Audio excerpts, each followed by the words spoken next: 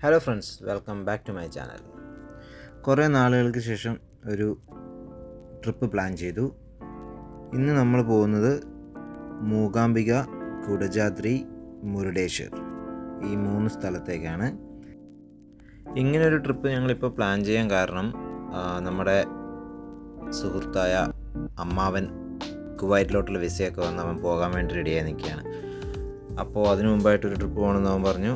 അങ്ങനെയാണെങ്കിൽ പോയേക്കാമെന്ന് ഞങ്ങളെല്ലാവരും പ്ലാൻ ചെയ്ത് ഞങ്ങളൊരു 7 പേര്, എല്ലാവർക്കും വരാൻ പറ്റിയില്ല, അതുകൊണ്ടൊരു 7 പേര് മാത്രം പോകാമെന്ന് വെച്ചു.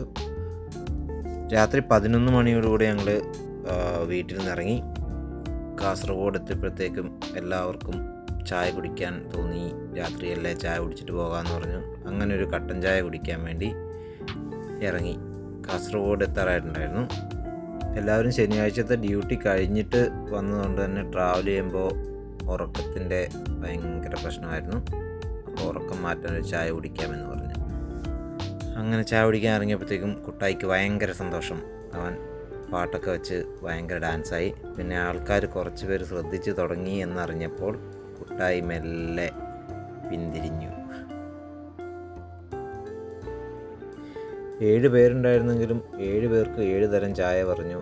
ഒരാൾക്ക് മധുരം ഇട്ടത്, മധുരം ഇടാത്തത്, ഒരാൾക്ക് കടുപ്പം കൂടിയത്, കടുപ്പം കുറഞ്ഞത്, ഒക്കെ കൂടെ എല്ലാം ഒരേപോലെ ആക്കി ചായക്കടക്കാരൻ ഞങ്ങൾക്ക് ചായ തന്നു. ചായയോട് കഴിഞ്ഞപ്പോഴത്തേക്കും ടീം മാനേജർ ശ്രീരാജ് എല്ലാവരെയും എണ്ണമെടുത്ത് വണ്ടിയിലോട്ട് കയറാൻ പറഞ്ഞു. ചായയുടെ ഗുണം കൊണ്ടാണെന്ന് തോന്നുന്നു, കട്ടൻ ചായ കൂടി കഴിഞ്ഞാലേ ഉറങ്ങാത്തവരും കിടന്നുറങ്ങി. അത്രയും നല്ല ചായയായിരുന്നു. ഇനി നമ്മൾ 7 പേര് ആരൊക്കെയാണെന്ന് പരിചയപ്പെടണ്ടേ. ശ്രീരാജ്, ദീപു ഏട്ടൻ, അമ്മാവൻ, കുട്ടായി, വിനീഷ്, പിന്നെ രതീഷ് ഏട്ടൻ.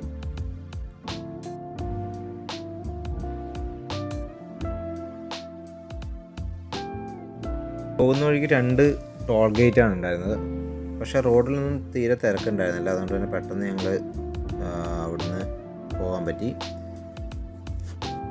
ഏകദേശം 5 മണി 5:30 ആയപ്പോഴത്തേക്കും തന്നെ ഞങ്ങൾ മൂകാംബിക അമ്പലത്തിൻ്റെ അടുത്ത് എത്തിയിട്ടുണ്ടായിരുന്നു.